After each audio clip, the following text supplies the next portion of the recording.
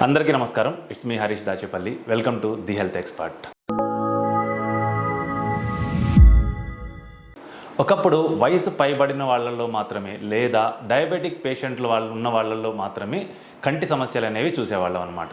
ఇప్పుడు మాత్రం వయసుతో సంబంధం లేకుండా చిన్న వయసు నుంచి పెద్ద వయసు దాకా అందరిలో మనం కామన్గా చూస్తున్న ఐ ప్రాబ్లం ఏదైనా సరే, సైట్ అవ్వచ్చు, గ్లూకోమా అవ్వచ్చు, లేదంటే క్యాట్రాక్ట్ అవ్వచ్చు, ఏదైనా కానీ వయసుతో సంబంధం లేకుండా ఈ మధ్య చాలామందిలో చూస్తున్నాం అనమాట.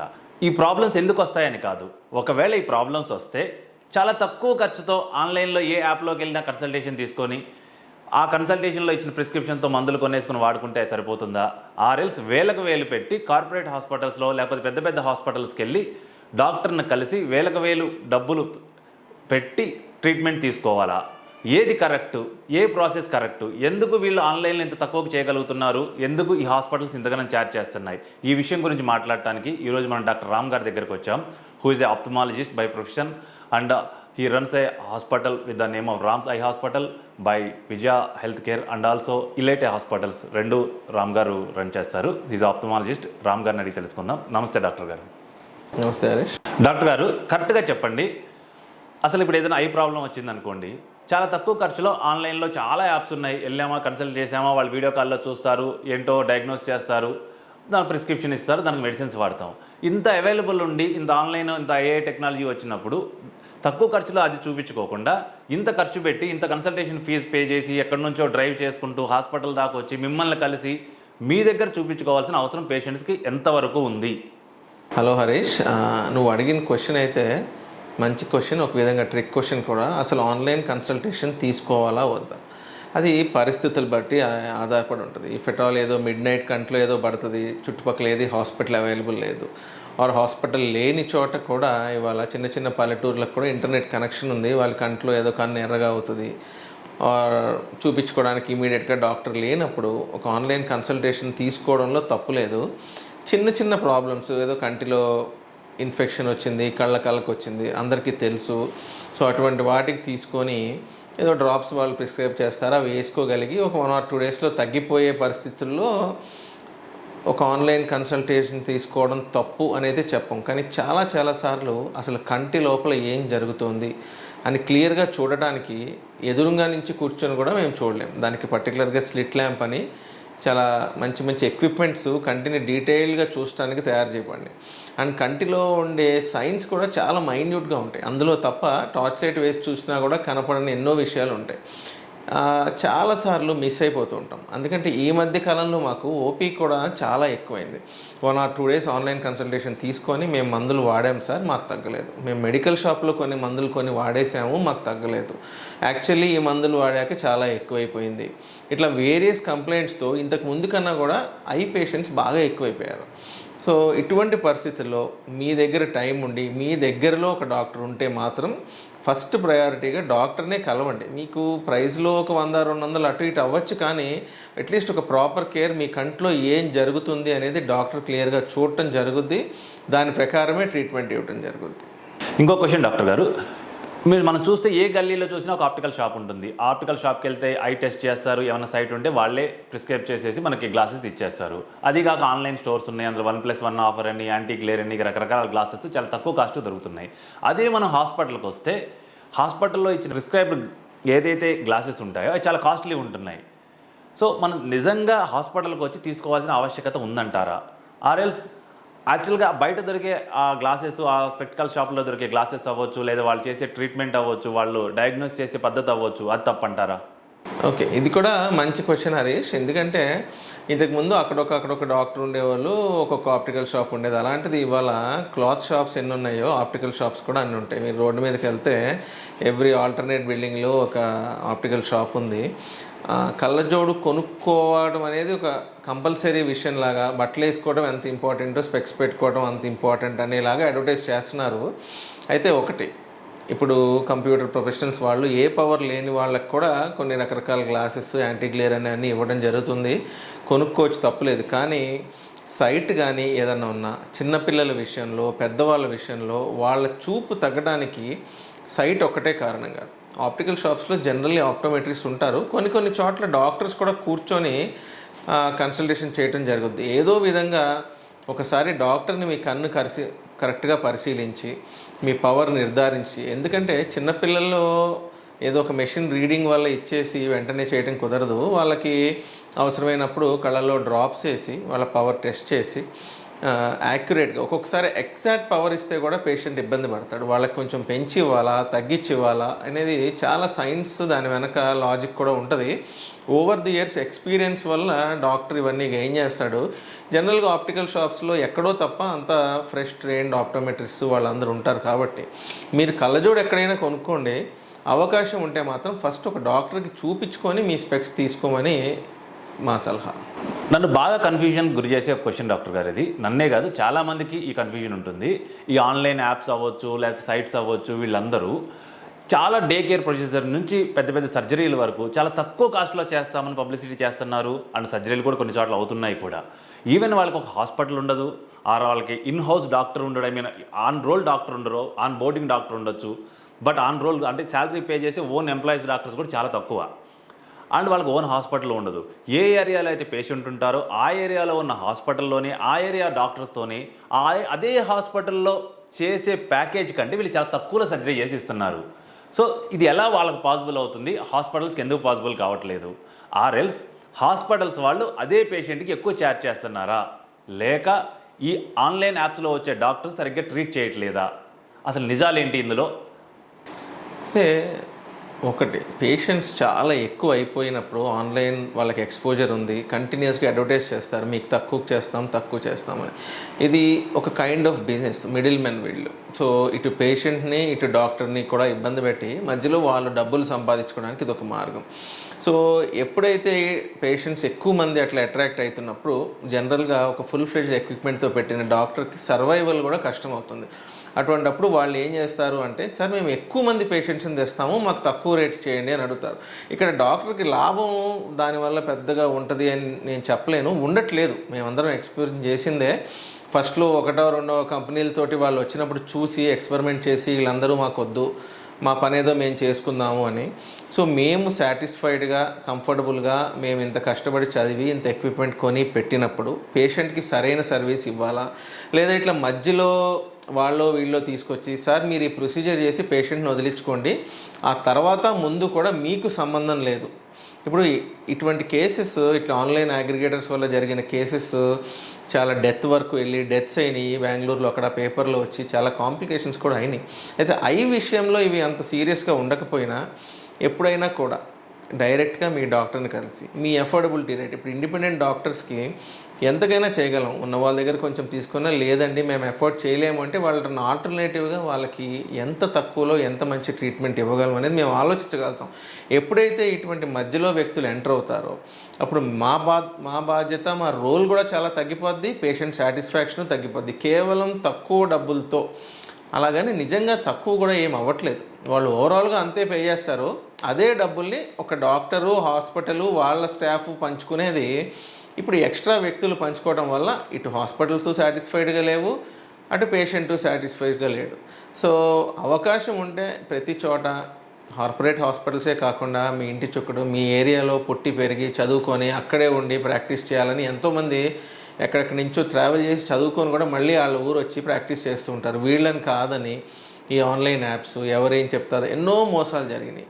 సో ఒకసారి ఆలోచించి మీ చుట్టుపక్కల ఉన్న డాక్టర్ని, వాళ్ళు జీవితాంతం మీ ఏరియాలోనే ఉంటారు, మిమ్మల్ని పేరుతో గుర్తుపెట్టుకుంటారు, ఒక ర్యాపో ఏర్పాటు చేసుకొని మీ పర్సనల్ హిస్టరీని వాళ్ళు పర్సనల్గా గుర్తుపెట్టుకుంటారు మీ జీవితకాలం.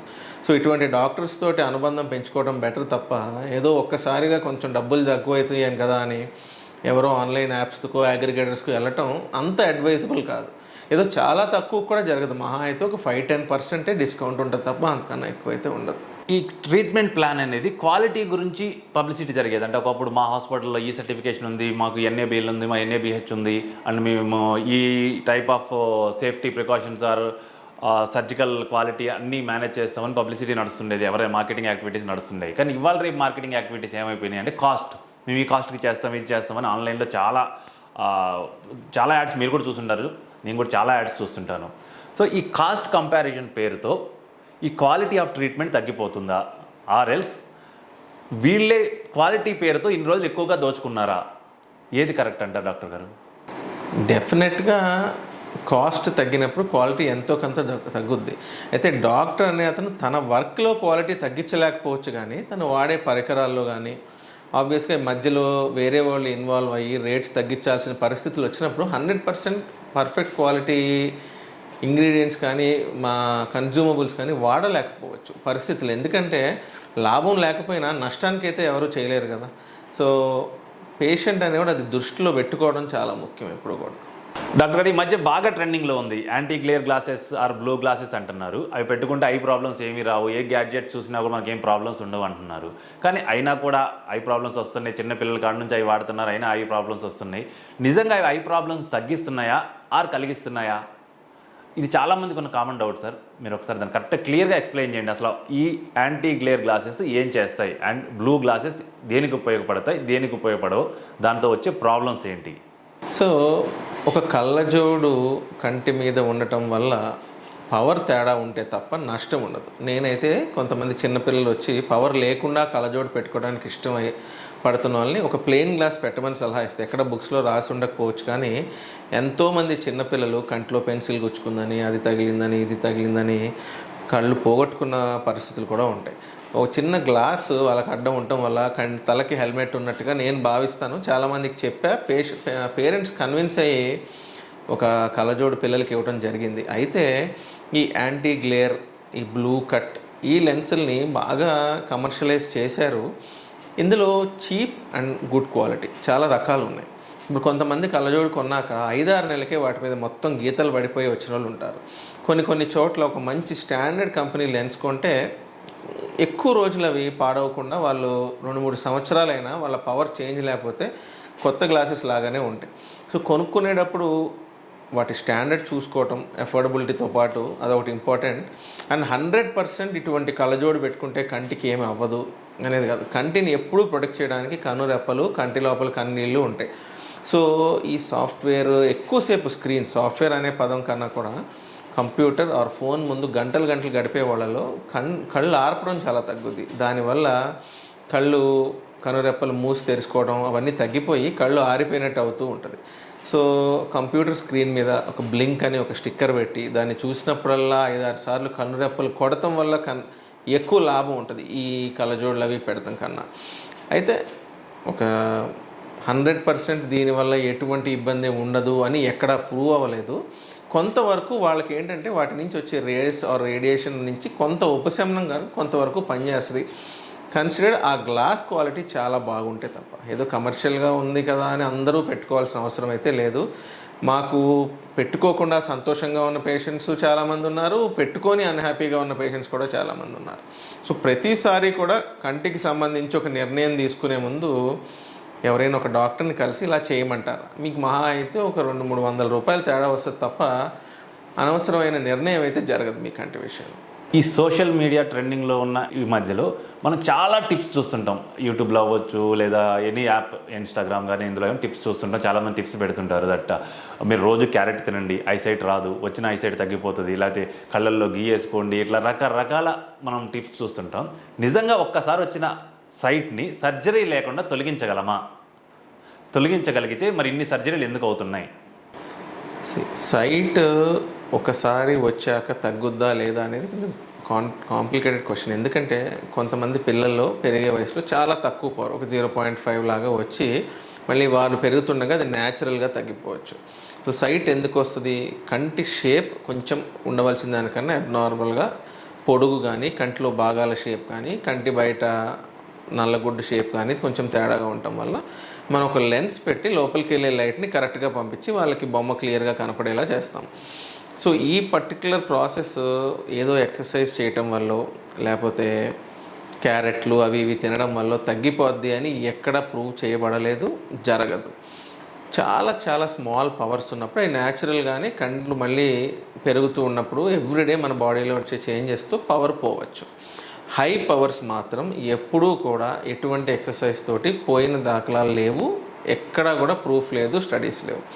వీళ్ళందరికీ కూడా కళ్ళజోడు వద్దు అనుకుంటే వాళ్ళ కన్ను సూటబుల్ అయితే లేసిక్ చేయడం, లేదా కంట్లో ఐసీఎల్ పెడతాం, క్యాటరాక్ట్ వస్తే క్యాటరాక్ట్ పెడతాం, ఇలాంటివి తప్ప ఎటువంటి ఎక్సర్సైజెస్ వల్ల కానీ ఆహార పదార్థాల వల్ల కానీ ఎస్టాబ్లిష్డ్ కొంచెం హై పవర్స్ ఉన్న సైట్స్ జనరల్గా తగ్గవు. హై మైనస్ పవర్స్ ఉన్న వాళ్ళకి కొద్దిగా పెద్ద వయసు వచ్చాక తగ్గడం చూస్తాం. అంతే తప్ప ఏదో ఒకటి చేసి పవర్ని కళ్ళలోంచి పోగొడతాం అనేది చాలా చాలా అరుదు, వెరీ లో ఛాన్స్ ఉంది దానికి. డాక్టర్ గారు మనం రెగ్యులర్గా చూస్తుంటాం కొన్ని సర్జరీస్ ఎమర్జెన్సీ ఉంటాయి. ఆ ఎమర్జెన్సీ సర్జరీస్ ఎమర్జెన్సీ అప్పటికప్పుడు కాల్ తీసుకొని చేయాల్సిందే. సో కొన్ని సర్జరీస్ మాత్రం ప్లాన్డ్ ఉంటాయి, లైక్ నీ రీప్లేస్మెంట్ లాంటివి. లాస్ట్ స్టేజ్ దాకా వచ్చిన దాకా వెయిట్ చేసి లాస్ట్ స్టేజ్లో సర్జరీస్ చేస్తారు, ఇక తప్పదు ఈ నీ పెయిన్స్ తగ్గట్లేదు అన్నప్పుడు. అలా ఆప్థమాలజీలో ఐ సర్జరీలో కూడా చాలా ఎమర్జెన్సీ ఏమన్నా ఉంటాయా? ఎస్పెషల్లీ క్యాటరాక్ట్ కానీ ఇలాంటి సర్జరీలో కూడా ఈ మధ్య కార్పొరేట్స్ లాంటి కొన్ని హాస్పిటల్స్లో వారంలో సర్జరీ చేయించుకోవాలి మీరు అని భయపడి సర్జరీ చేస్తున్నారు. పేషెంట్ ఏమంటున్నారు, నాకు సర్జరీకి ముందు ఎలా ఉందో ఇప్పుడు అలాగే ఉంది, నాకు సర్జరీ ఎందుకు చేశారన్న కన్ఫ్యూజన్ చాలామంది పేషెంట్స్లో ఉంటుంది. అసలు సర్జరీ కనుక అర్లీగా చేయటం వల్ల రిజల్ట్స్ చాలా బాగుంటాయి అని సర్జరీ చేశారా, ఆర్ఎల్స్ కావాలని టార్గెట్స్ కోసం సర్జరీ చేశారా? అసలు దీని వెనకాల ఉన్న ట్రూత్ ఏంటిది, నిజం చెప్పండి సార్. అసలు ఇలాంటివి ఎందుకు అవుతున్నాయి వాళ్ళ మార్కెట్లో? ఐలో వేరియస్ టైప్స్ ఆఫ్ సర్జరీస్ ఉంటాయి. బాగా మోస్ట్ కామన్గా చేసేది క్యాటరాక్ట్ సర్జరీ, అంటే శుక్లం, హిందీలో అయితే మోతియాబింద్ అంటారు, కంట్లో పొర వచ్చింది అంటారు. సహజంగా పాపులేషన్లో చాలా వరకు కూడా అందరికీ పెద్ద వయసులో కంటి లోపల శుక్లం వస్తుంది. క్లియర్ విజన్ కోసం దాన్ని తీసేసి లోపల లెన్స్ పెడతాం జరుగుద్ది. ఈ సర్జరీ చాలా చాలా రేర్ కేసులో తప్ప ఎప్పుడు ఎమర్జెన్సీ కాదు. ఇది చాలా గ్రాడ్యువల్గా పెరుగుతూ ఉంటుంది. వారి లైఫ్ స్టైల్ బట్టి, వాళ్ళకి తెల్లారి పొద్దున్న లెగిస్తే వాళ్ళ అవసరం ఎంత ఉంది అనే దాన్ని బట్టి దాన్ని ఎంత త్వరగా చేయాలి అనేది నిర్ణయిస్తమే తప్ప ఈ వారంలో చేసేయాలి, ఈ రేపే చేసేయాలి అనే పరిస్థితి చాలా చాలా తక్కువ. కొన్నిసార్లు ఆ క్యాటరాక్ట్ పగిలిపోవటం వల్ల కానీ, లోపల ఏదైనా ఇన్ఫ్లమేటరీ రెస్పాన్స్, హైలో కంట్లో ప్రెషర్స్ పెంచడం వల్ల కానీ, ఇటువంటిది ఇంకేదైనా కారణాలు దానికి జత అయితే అటువంటప్పుడు క్యాటరాక్ట్ సర్జరీ త్వరగా చేయాలి అని చెప్తాం. ఇంకా కంటికి క్యాటరాక్ట్ కాకుండా వేరే సర్జరీస్ ఉంటాయి. కంటికి ఏదైనా దెబ్బ తగలటం కానీ, కంట్లో ఏదైనా గుచ్చుకోవడం కానీ, కంటి పైభాగం చిరిగినట్టు అవడం కానీ, ఇటువంటివన్నీ కూడా ఎమర్జెన్సీ సర్జరీస్. కంటి లోపల రెటినా ఉంటుంది, ఒక్కొక్కసారి అది ఊడిపోద్ది, రెటినల్ డిటాచ్మెంట్ అంటారు. అలాంటప్పుడు కూడా ఎంత త్వరగా చేస్తే అంత మంచిది తప్ప అన్నిటికన్నా ఎక్కువగా చేసే ఈ క్యాటరాక్ట్ సర్జరీ మాత్రం 99% ఆఫ్ ద టైమ్స్ అసలు ఎమర్జెన్సీ కాదు. వాళ్ళు ఆలోచించి వాళ్ళకి అవసరం ఉందా లేదా వాళ్ళ పరిస్థితులు బట్టి నిర్ణయం తీసుకోవచ్చు. రేపొద్దునో ఒక వారంలోనో చేయవలసిన అవసరం జనరల్గా అయితే ఉండదు. మనం ఈ మధ్య చూస్తున్నాం చాలా డిసీజెస్ హెరిడిటరీగా కూడా వస్తున్నాయి డాక్టర్ గారు. మరి ఈ ఐ సైట్ కానీ ఐ ప్రాబ్లమ్స్ కూడా హెరిడిటరీ పేరెంట్స్ నుంచి పిల్లలకు వచ్చే అవకాశం ఉందా? ఉంది. కంట్లో మోస్ట్ కామన్లీ హెరిడిటరీగా వచ్చేది గ్లకోమా ఒకటే. గ్లకోమా అంటే లోపల ఆప్టిక్ నర్వ్ అని ఒక భాగం ఉంటుంది, అది మన చూపుకి వైటల్, మన కంటి నుంచి బ్రెయిన్కి కనెక్షన్ లాంటిది అనమాట. సో ఈ గ్లకోమా అంటే ఏ కారణం చేతైనా కానీ జనరల్గా కంటి లోపల బీపీ లాగా ఐఓపీ అని కంటిలో ప్రెషర్ ఉంటుంది, అది పెరగటం వల్ల ఈ నర్వ్ డ్యామేజ్ అవుతుంది. కొన్ని కేసెస్లో ప్రెషర్స్ పెరగకుండా కూడా డ్యామేజ్ అవ్వచ్చు. ఏది ఏమైనా ఈ గ్లకోమా అనేది జనరల్గా ఫ్యామిలీస్లో నడుస్తూ ఉంటుంది. ఇవి కాకుండా చాలా ఉంటాయి. కంటి షేప్ అబ్నార్మాలిటీస్ ఉంటాయి, కంటి రెటినాలో కొన్ని డిసీజ్ ఉంటాయి, రెటినైటిస్ పిగ్మెంటోసా అని అవి ఇవన్నీ కూడా, నైట్ బ్లైండ్నెస్, ఇవన్నీ కూడా జెనెటిక్గా వస్తూ ఉంటాయి. డయాబెటీస్ కూడా యాజ్ ఇట్ ఈస్ ఒక ఫ్యామిలీలో రన్ అవుతుంటుంది కాబట్టి డయాబెటీస్ అన్కంట్రోల్గా ఉండటం వల్ల డయాబెటిక్ రెటినోపతి.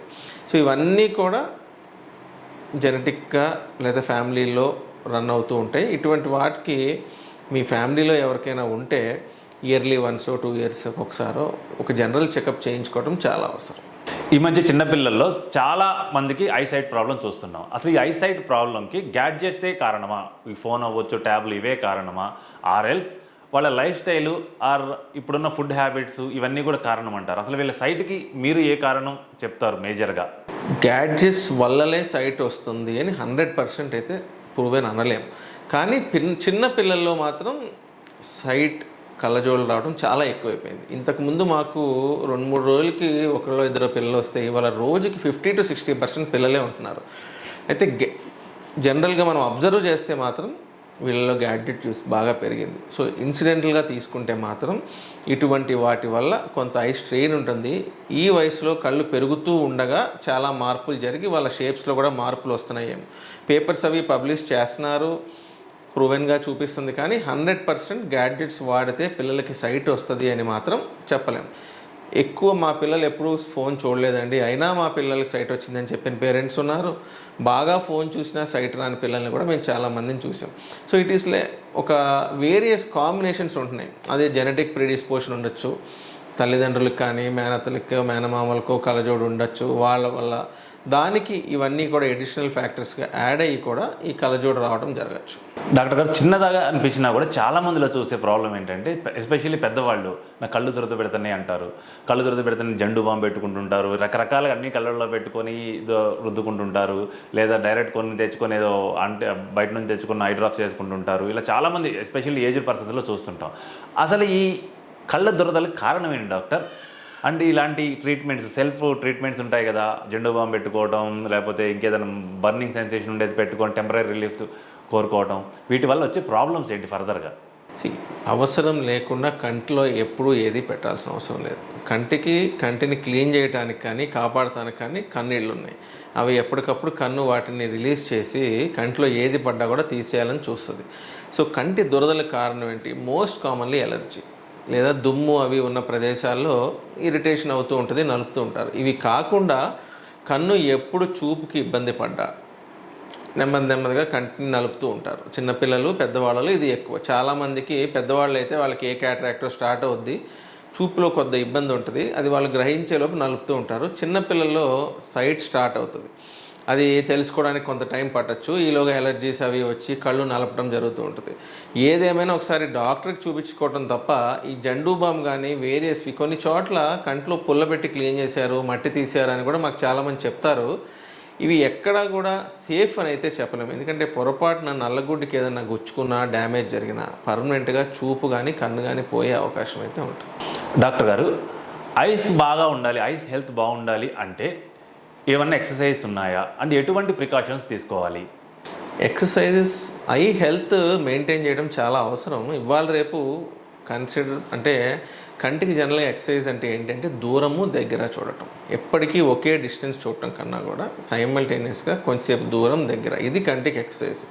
సో అటువంటి ఎక్సర్సైజెస్ ఉన్నాయి. మనం ఇంటర్నెట్లో యూట్యూబ్లో చూస్తే కంటికి ఎటువంటి ఎక్సర్సైజ్ చేస్తే కొంతవరకు అవకాశం ఉంది.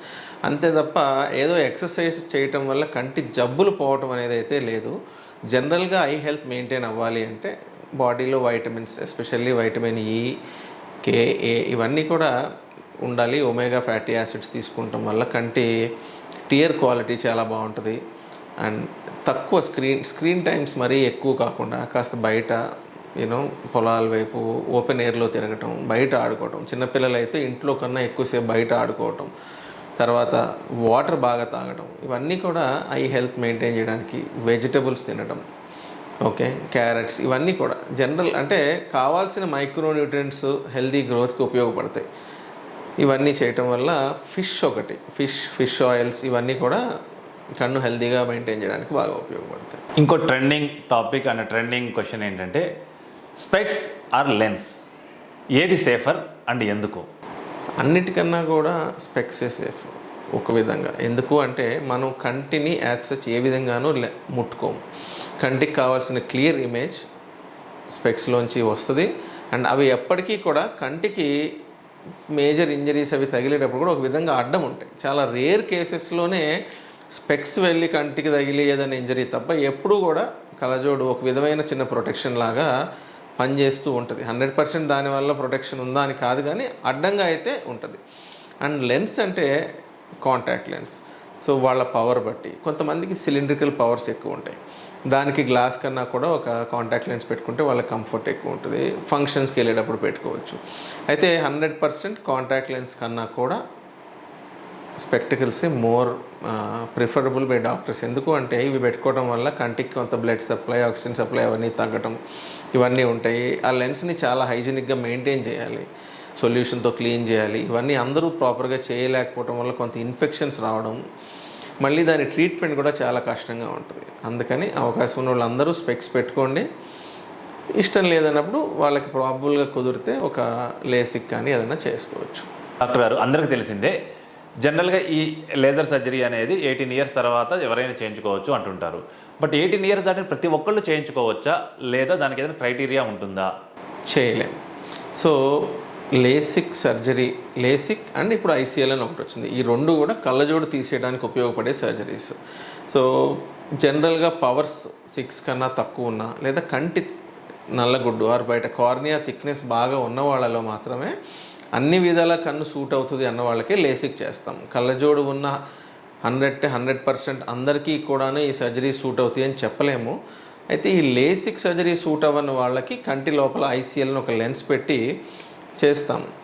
అయితే ఇవన్నీ కూడా మోస్ట్లీ కాస్మెటిక్. చాలా few and very high percentage of కేసెస్లోనే వాళ్ళ life style or quality of life పెరుగుద్ది తప్ప ప్రతి వ్యక్తి కూడా అసలు కళ్ళజోడు అనేది పెట్టుకోకూడదు, కంపల్సరీ ఇవే చేసుకోవాలి, స్పెక్స్ పెట్టుకోవటం అనేది ఒక పెద్ద సోషల్ ఇదిలాగా ఫీల్ అవ్వాల్సిన అవసరం అయితే లేదు. మీరు కంఫర్టబుల్గా ఉండి మీ పవర్స్ లో ఉంటే హ్యాపీగా మీరు స్పెక్స్ పెట్టుకోవచ్చు. మీకు వద్దు అంటే అప్పుడు లేసిక్ తప్ప ఎట్టి పరిస్థితుల్లోనూ మీరు స్పెక్స్ తీసేయవలసిన అవసరం అయితే మాత్రం లేదు.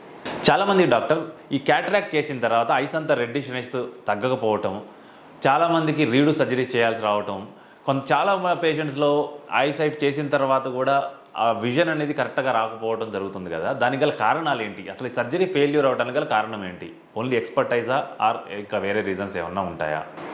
అయితే క్యాటరాక్ట్ ప్రపంచంలోనే బాగా ఎక్కువ చేసే surgery and highly successful surgery కూడా. ఒకటేంటంటే శానిటైజేషన్, స్టెరిలైజేషన్, ఇవన్నీ చాలా ముఖ్యం. Hygienic conditions. ఎందుకంటే ఒక్కసారి కంటి లోపలికి ఇన్ఫెక్షన్ వెళ్తే కన్నును కాపాడటం చాలా కష్టం. సో క్యాంప్స్ కానీ హ్యూజ్ నెంబర్స్ చేయించుకున్నప్పుడు అప్పుడప్పుడు, ఎప్పుడూ జరగదు కానీ అప్పుడప్పుడు న్యూస్లో చూస్తాం అక్కడ చాలామందికి ఇన్ఫెక్షన్ వచ్చింది, కళ్ళు పోయినాయి అని. అటువంటి అప్పుడు జనరల్గా వేరే చోటుకు వచ్చి మళ్ళీ రీసర్జరీ చేయించుకుంటారు. ఇంకోటి ఏంటంటే కంటిలో లెన్స్ పెట్టేటప్పుడు దానికి ఒక క్యాల్కులేట్ చేసి ఒక పవర్ లెన్స్ పెడతాం లోపలికి. అప్పుడప్పుడు వేరియస్ కారణాల వల్ల అందులో ఎర్రర్స్ వస్తూ ఉంటాయి. సో ఆపరేషన్ చేశాక వాళ్ళకి ఆ లెన్స్ సూట్ అవ్వకపోవటం, వాళ్ళకి క్లారిటీ లేకపోవటం, అటువంటి అప్పుడు మళ్ళీ ఆ లెన్స్ తీసి ఇంకొక లెన్స్ పెడతాం జరుగుద్ది. కొన్నిసార్లు వాళ్ళకున్న జబ్బులు, ఎస్పెషల్లీ డయాబెటీస్ కానీ గ్లాకోమా కానీ, అంతకుముందు యూవిఐటిస్ అనేది రావటం వల్ల కానీ, ఏదన్నా కన్ను ఆపరేషన్ చేసిన వెంటనే కన్ను ప్రాపర్గా కోలుకునేటప్పుడు సహకరించకపోవచ్చు. అటువంటప్పుడు లోపల ఏమైనా సెక్రీషన్స్ కానీ ఏమైనా ఫార్మేషన్స్ ఉంటే అవన్నీ క్లియర్ చేయడం కోసం రీడూ చేస్తాం. ఇక తర్వాత రెడ్గా ఉండటం, వాటర్ కారటం అనేది సహజమే. కొన్ని రోజులు కొన్ని పరిస్థితుల్లో ఎందుకు ఎర్రగా అయింది, డ్రాప్స్తో తగ్గుద్దా, లోపల ఏదన్నా ఇబ్బంది పెడుతుందా అనేది మేము చూసి డిసైడ్ చేస్తాం. అట్లా డాక్టర్ గారు, ఈ డయాబెటిక్ పేషెంట్స్లో ఐ ప్రాబ్లమ్స్ చాలా చూస్తుంటాం. డయాబెటిక్ రెటినోపతి అవ్వచ్చు, చాలా ప్రాబ్లమ్స్ చూస్తుంటాం. సో ఇది కనుక రెగ్యులర్ డాక్టర్ కన్సల్టేషన్ ఉంటే ఆ ప్రాబ్లమ్స్ రాకుండా తగ్గించుకోవచ్చా? అండ్ మనం మా హెల్త్ చెకప్స్ లాగా ఐ చెకప్ అనేది ఇయర్లీ ఎన్నిసార్లు చేయించుకుంటే మంచిది? ఇయర్లీ ఎన్నిసార్లు అనేది ఉండదండి. ఎటువంటి ప్రాబ్లం లేనప్పుడు 1 ఇయర్స్కో 2 ఇయర్స్కో ఒకసారి మీకు అవకాశం ఉంటే చేసుకోవచ్చు. డయాబెటీస్ ఉంటే మాత్రం ఫస్ట్ టైం డయాబెటీస్ డిటెక్ట్ అయిన వెంటనే ఒకసారి అసలు బేస్ లైన్ చెకప్ లాగా ఒకసారి ఐ అండ్ రెటినా చెకప్ చేసుకోవాలి. తర్వాత గుడ్ డయాబెటీస్ కంట్రోల్ ఉన్నవాళ్ళు మొట్టమొదటిసారి సంవత్సరానికి చేసుకున్న కంట్రోల్ బాగుంటే మీ ఫిజిషియన్ సలహా బట్టి లేదా 2-3 సంవత్సరాలకు ఒకసారి కూడా మీ రెటినాని చూసుకుంటూ ఉండొచ్చు. అది చాలా ఇంపార్టెంట్. ఇన్ జనరల్ కూడా ఇవాళ రేపు చిన్నపిల్లల్లో మాత్రం సంవత్సరానికి 1 or 2 times చేయించమంటున్నాం, ఎస్పెషల్లీ 10 years లోపు. ఎందుకంటే వాళ్ళలో సైట్ ఏదన్నా స్టార్ట్ అయితే తెలుసుకోవడం కష్టం. ఒక్కొక్కసారి ఒక కంటిలో సైట్ ఉండి ఇంకో దాంట్లో ఉండదు. కానీ పిల్లలంతా నార్మల్గా చదువుతూ ఉంటారు. మా దగ్గరికి వచ్చి మా వాడు టీవీ బాగానే చూస్తున్నాడండి, దూరం చూపించినా చదువుతున్నాడు అంటారు. ఒక కన్ను బాగా చూస్తుంటుంది, రెండో కన్ను వీక్ అయిపోయి యాంబ్లియోపియా అవి వస్తూ ఉంటాయి. అటువంటప్పుడు ఆ కంటికి మళ్ళీ తిరిగి బలం చేకూర్చడం కానీ సైట్ వెనక్కి తీసుకురావడం చాలా కష్టమైన పని. కొన్నిసార్లు ట్రీట్మెంట్ సంవత్సరాలు పడుతూ ఉండొచ్చు. సో ఇటువంటి పరిస్థితుల్లో ఒక సర్టెన్ ఏజ్ వచ్చే వరకు 12-14 years వరకు కూడా వాళ్ళు చూసుకోలేనంత వరకు చిన్నపిల్లలకి, షుగర్ ఉన్నవాళ్ళు, తర్వాత పెద్ద వయసు వచ్చాక ఇంకా ఎటువంటి అనారోగ్యాలు ఉన్నా, చాలాసార్లు జాయింట్ పెయిన్స్ అవి ఉన్నప్పుడు ఆ డాక్టర్స్ కూడా వాళ్ళ మందుల వల్ల ఏమైనా సైడ్ ఎఫెక్ట్స్ ఉన్నాయా అని కూడా ఐ డాక్టర్ దగ్గరికి పంపిస్తూ ఉంటారు. కన్ను ఐ చెకప్ చేయటం వల్ల బాడీలో వేరియస్ ఏరియాస్లో ఇంకేమైనా జరుగుతుందా అని కూడా అప్పుడప్పుడు చెప్పడం జరుగుద్ది. సో మేము కూడా ఏదో కన్ను రెడ్గా అయింది అని వస్తే ఒక్కొక్కసారి వాళ్ళని మళ్ళీ జాయింట్ డాక్టర్స్ దగ్గరికి పంపించి లేదా లంగ్ డాక్టర్ దగ్గర పంపించి పల్మనాలజిస్ట్ దగ్గర పంపించి ఇంకేదైనా ఇబ్బందులు ఉన్నాయా, వాటి వల్ల కంట్లో ఏమైనా ఎఫెక్ట్స్ వస్తున్నాయా అనేది కూడా తెలుసుకోవడం జరుగుతూ ఉంటుంది. ఏది ఏమైనా 1 or 2 yearsకి అట్లీస్ట్ ఒకసారి ఒక ఐ చెకప్ చేసుకోవడం వల్ల లాభమే కానీ నష్టం అయితే ఉండదు. డాక్టర్ రామ్ గారు, ఇప్పుడు మీలాంటి డాక్టర్స్ కాడ నుంచి మెగాస్టార్ చిరంజీవి దాకా ఐ డొనేట్ చేయండి అని చెప్తుంటారు, కానీ వీటి మీద చాలా మందికి మిత్స్ ఉన్నాయి. అటు సర్జరీ చేయించుకున్న వాళ్ళు ఐ డొనేట్ చేయొచ్చా, లేకపోతే సైట్ ఉన్న వాళ్ళు ఐ డొనేట్ చేయొచ్చా, 90 సంవత్సరాలు దాటిన ముసలి వాళ్ళు ఐ డొనేట్ చేయొచ్చా అని అన్నారు. సో వీటిలో ఉన్న మిత్స్ ఏంటి, ఫ్యాక్ట్స్ ఏంటి, ఒకసారి చెప్పండి డాక్టర్. కన్ను డొనేషన్ అంటే కంటిని మొత్తము డొనేట్ చేయటం ఏముండదు. కంటి బయట కార్నియా, నల్లగుడ్డు అంటాము, కానీ నల్లగుడ్డు నల్లగా ఉండదు. లోపల ఉన్న భాగాలు బట్టి అది నల్లగా కనిపిస్తుంది. అది బాగా ఒక క్లియర్ గ్లాస్ లాగా ఉంటుంది. సో ఓన్లీ ఆ కార్నియాని మాత్రమే కట్ చేసి తీసుకెళ్ళి కార్నియా అవసరమైన వాళ్ళలో మాత్రమే దాన్ని ట్రాన్స్ప్లాంట్ చేయడం జరుగుద్ది.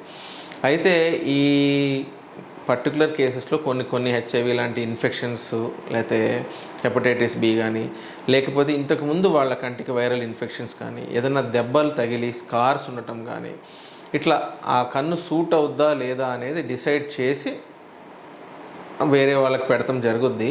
అయితే జనరల్గా చనిపోయిన తర్వాత 8 to 10 hours లోపు ఐ డొనేషన్ చేస్తే ముందు దాన్ని తీసుకెళ్ళి ఆ కార్నియాని తీసేస్తారు. అది తీయడానికి ఎక్కువసేపు అయితే పట్టదు, 1 గంట లోపే అయిపోద్ది. తీసుకెళ్ళి దాన్ని ప్రాసెస్ చేసి అంతా టెస్టింగ్ చేసుకొని సూట్ అయితేనే వేరే వాళ్ళకి పెడతారు. హెల్దీ కార్నియా ఉంటే ఏ వయసు వాళ్ళైనా సరే చనిపోయాక డొనేట్ చేయొచ్చు. డాక్టర్ గారు, కొన్ని కంట్రీస్లో అయితే డైరెక్ట్ సూపర్ స్పెషాలిటీ డాక్టర్స్ని కలవలేరు. ఫస్ట్ జనరల్ ఫిజిషియన్ వాళ్ళని కలిసి దాని తర్వాత స్పెషాలిటీ డాక్టర్ దగ్గరికి వెళ్ళి స్పెషాలిటీ డాక్టర్ రిఫర్ చేసిన తర్వాత సూపర్ స్పెషాలిటీ డాక్టర్ దగ్గరికి వెళ్ళాలంటారు. కానీ మన కంట్రీలో మాత్రం ఎటువంటి సూపర్ స్పెషాలిటీ డాక్టర్నైనా వాళ్ళ ప్రయర్ అపాయింట్మెంట్ తీసుకుని వెళ్ళి కలవచ్చు, ఒపీనియన్ తీసుకోవచ్చు.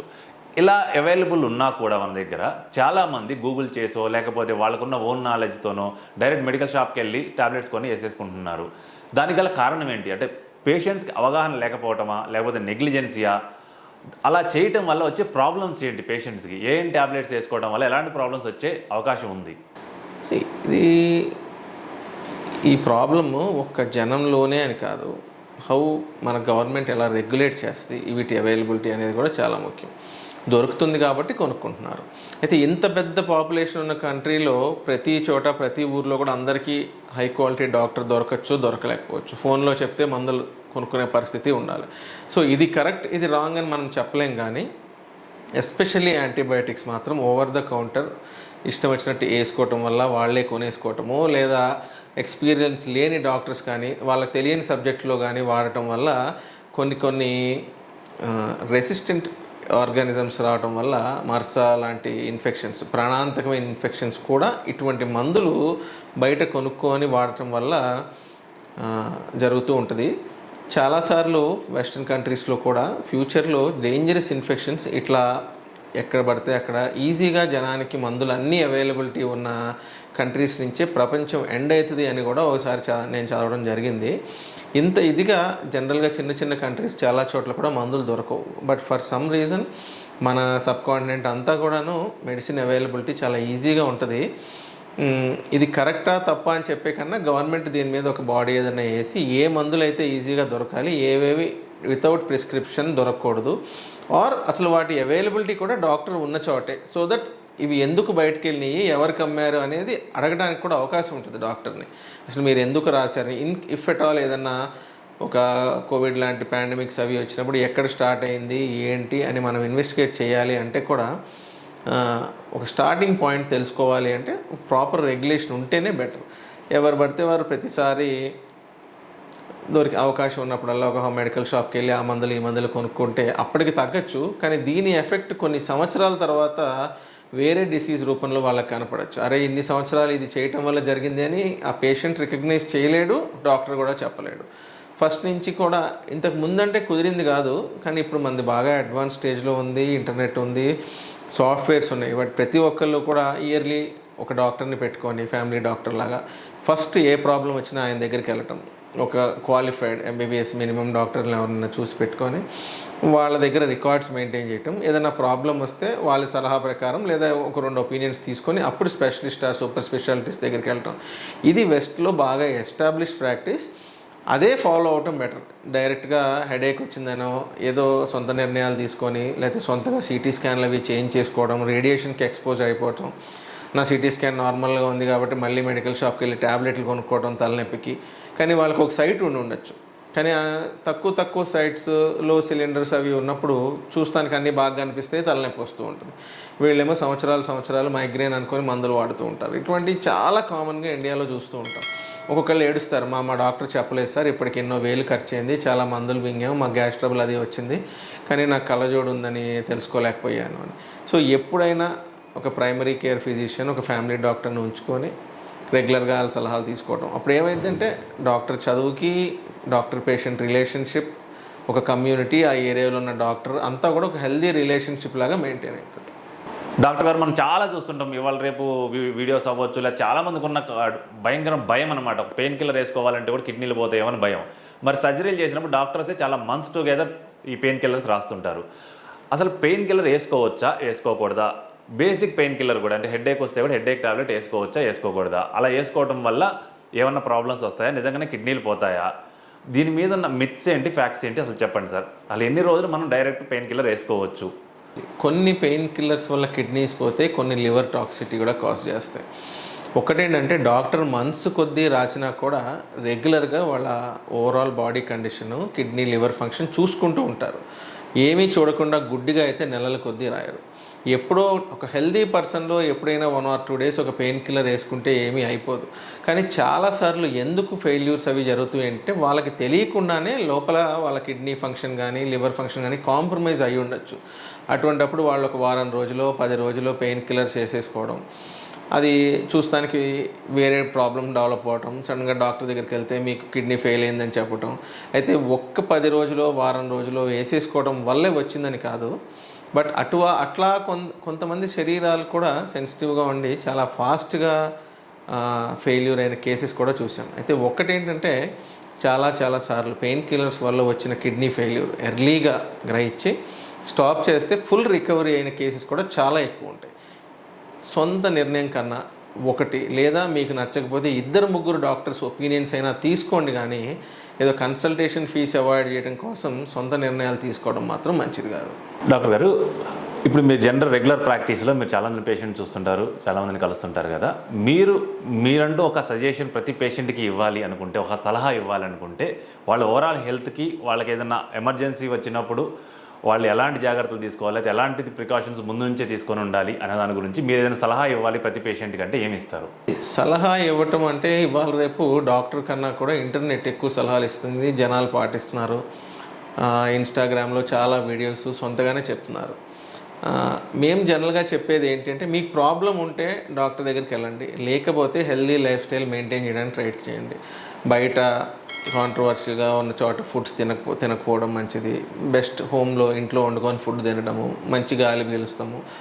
వీలైనంత వరకు కూడా రా వెజిటబుల్స్ తినడం, హెల్దీ గ్రోన్ రా వెజిటబుల్స్ చాలా మంచిది. ఎందుకంటే బాడీ pH ఆల్కలైన్గా ఉంచుకోవడం చాలా ముఖ్యం.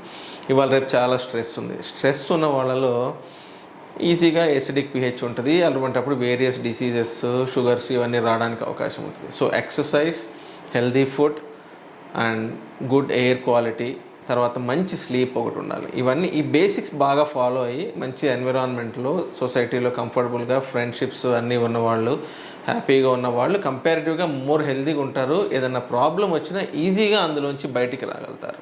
మెడికల్ కాస్ట్స్ నిజంగా ప్రాబ్లం వచ్చి పెద్ద హాస్పిటల్కి వెళ్తే టెస్ట్ వల్ల చాలా పెరిగిపోయింది. ఏదైనా సర్జికల్ ప్రొసీజర్ వలన కూడా చాలా కాస్ట్లీ అయిపోయింది. And availability of insurance, health insurance చాలా ఎక్కువ ఉంది. అందరూ కూడా హెల్త్ ఇన్సూరెన్స్ తీసుకోవడం చాలా ఉత్తమమైన విషయం. ఎందుకంటే ఎంత ఎర్లీగా హెల్త్ ఇన్సూరెన్స్ ఎన్రోల్ అయితే అది అంత తక్కువలో వస్తుంది.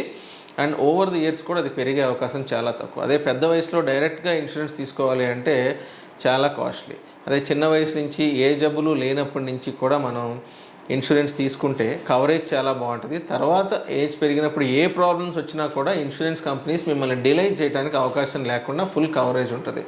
సో ఇవాళ ఉన్న పరిస్థితుల్లో, మారుతున్న పరిస్థితులన్నీ అనుగుణంగా హెల్త్ ఇన్సూరెన్స్ ఉండటం చాలా మంచిది. చూసారు కదా వ్యూవర్స్, ఈరోజు ఐ ప్రాబ్లమ్స్ గురించి, ఐ ప్రాబ్లమ్స్ వచ్చినప్పుడు ఉండే మనం ఎత్తుకునే కామన్ 2 సొల్యూషన్స్, ఒకటి ఆన్లైన్ కన్సల్టేషన్, ఒకటి ఫిజికల్ కన్సల్టేషన్. ఏది కరెక్ట్, ఏది బెస్ట్ అనేది ఈరోజు మొత్తం తెలుసుకున్నాం, ఎందులో ఏం ప్రాబ్లమ్స్ ఉన్నాయని. నెక్స్ట్ ఎపిసోడ్లో మాత్రం మనకి ఇదే ఆన్లైన్లో 500కి 50 టెస్టులు చేస్తున్నారు. అదే హాస్పిటల్కి వెళ్తే అదే డబ్బులకు ఒక బేసిక్ టెస్ట్ కూడా రావట్లేదు. సో కార్పొరేట్స్ దోచుకుంటున్నారా, లేకపోతే ఈ ఆన్లైన్ ప్లాట్ఫామ్స్ అనేవి కాస్ట్తో కాంపిటేట్ చేస్తూ క్వాలిటీని తగ్గిస్తున్నాయా? ఇలాంటి మరిన్ని విషయాల గురించి తెలుసుకుందాం. మీరు మాత్రం స్టే ట్యూన్డ్. ఇలాంటి మరిన్ని వీడియోల కోసం please do subscribe the health expert. Thank you.